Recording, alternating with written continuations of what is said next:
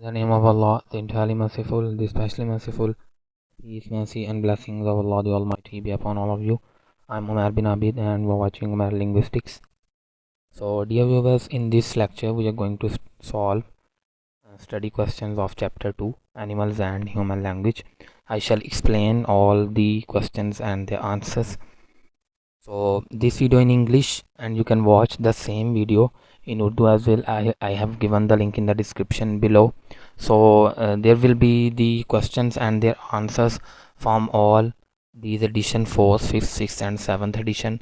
7th edition is the latest one which has just published in January 2020, and actually the 7th edition include all the questions, all the study questions from 4th, 5th, 6th and 7th edition as well.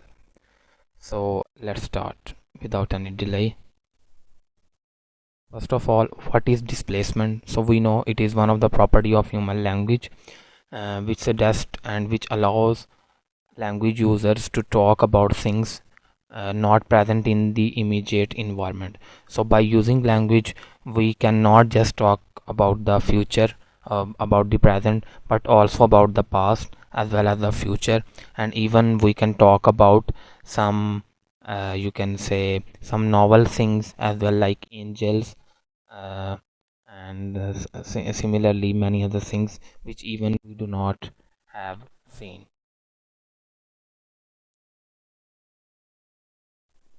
Second question: what is the difference between a communication system with productivity and one with fixed reference?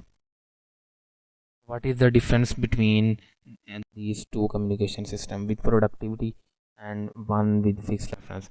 So if a communication system has productivity, so productivity means to create new expression, and the potential number of expressions is infinite, which we usually humans have. We have just certain amount of you can say rules, certain amount of phrase structure rules, and from these we create infinite number of sentences. Similarly, whenever we encounter a new thing, we can easily name that new things. So when the laptop was not developed, there was no word like laptop. But when laptop developed, so we give the name to this device as laptop. So this is what is the productivity. But what is a communication system with fixed reference? So actually, with fixed reference, it means there is a fixed number of signals in the system, in that communication system, and each signal only relates to a particular object or occasion, which we have already discussed in the properties of human language, that fixed animals usually have fixed reference. For example, some have 14 signals, some have 20 signals, and each signal of an animal is used for a particular occasion. There are some sort of signals, uh, for example, which are produced by cicada only to attract the you can say to attract the partner, which are and such symbols are just only used at the time of you can say at the time of mating. Similarly, there are many animals which only produce some signals at the time of mating. Some signals they produce when they look at a snake, but that symbol they do not produce at another occasion. So therefore, they have fixed number of signals, and with fixed number of signals, there are also fixed reference. Each signal only relates to a particular object or occasion. 3. Why is reflexivity considered to be a special property of human language? So actually, reflexivity is the property that enables human beings to use language, think and talk about language as well, and does not appear to be present in any other creature's communication system. So what is reflexivity? We have already discussed that while using language, we are also able to talk about language itself. For example, we usually say we even define language, that what is a language. We break language into different components: phonemes, morphemes, syntactic structure, then semantics, pragmatics, discourse. So this is all about the property of reflexivity, which makes us unable to talk about language itself. Question 4. What kind of evidence is used to support the idea that language is culturally transmitted?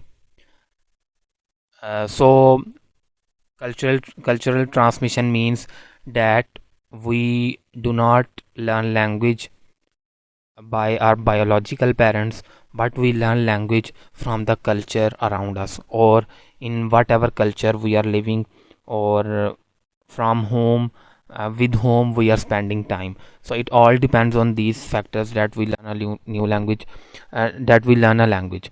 And the example of this is that, for example, a child usually acquire physical features from his natural parents, like the color of hair, the color of eye, the DNA. But if that child, for example, a child is born to English parents, but but that child is adopted by Korean parents or by French parents, and those parents all speak only French, and the child spend time with them. The child will be speaking French or Korean, but not English. So this is one of the reason, or one of the idea to support the cultural transmission. While we have studied that as far as animals are concerned, in animals the language is usually inherited, and they only speak that language uh, of their species, even if they are adopted by another species. Question 5. How do we think the harbor seal was able to yell, "Hey, hey, you"? We have discussed this incident at the beginning of this chapter when we discussed all these lectures. That Herbert Terrace, he observed while cruising in an aquarium that a seal was saying, "Hey, hey, you." So actually, how we think about it, or how we can explain it?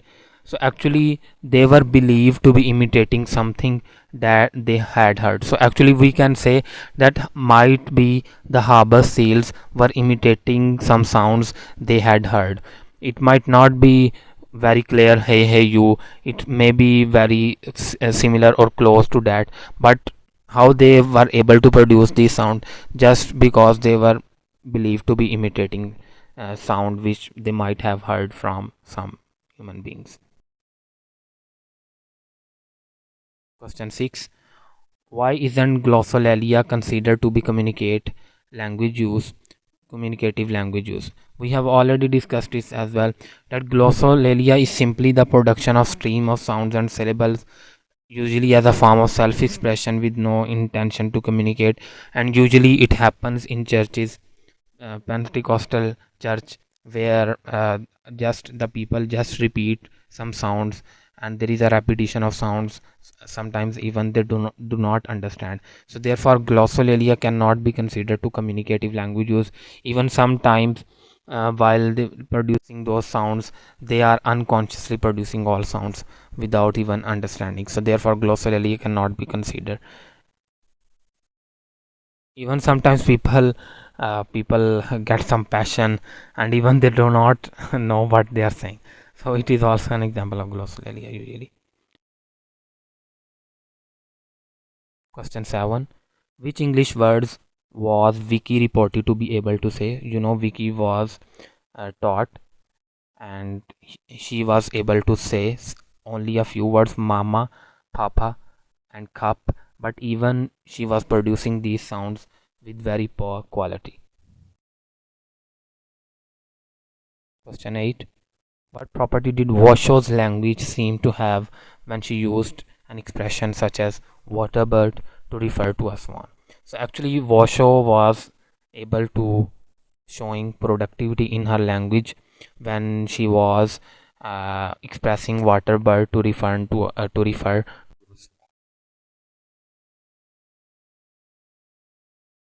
Question 9. How did the Gardners try to show that Washoe was not simply repeating signs made by interacting humans? So we know some psychologist, I cannot recall the name, I have discussed in the last lecture as well, that he argued that the Washoe was or the chimpanzees only act on the commands of human beings, but Gardners showed that Washoe was doing something on her own.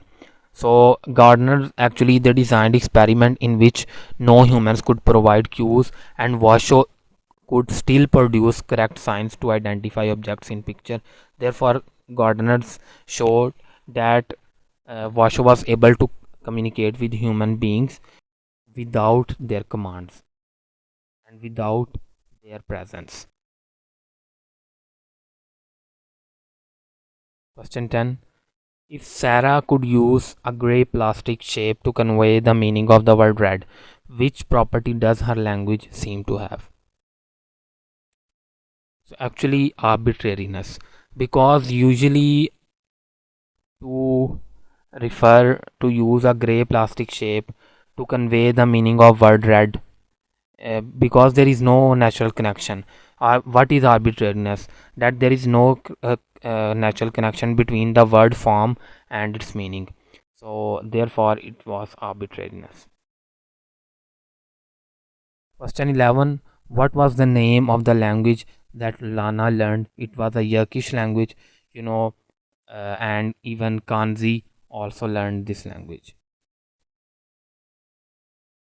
Question 12. What was considered to be the key element in Kanzi's language learning? The key element seemed to be early exposure to language in use. We know when we discussed in last lecture that Kanzi was the adopted son of Matata, and he was just exposed to language, to human language, and he was able to produce above 250 forms, and even he was able to understand a lot of language, a lot of human science. Right. So this was all about this lecture. I hope you have understood it, and these are the two references. So if you have understood it, or you can subscribe this channel if you have found or if you have observed any problems in my lecture, so you can comment in the in the comment section. Don't forget to give your feedback. Remember in your prayers. Jazakallah khairan and thank you.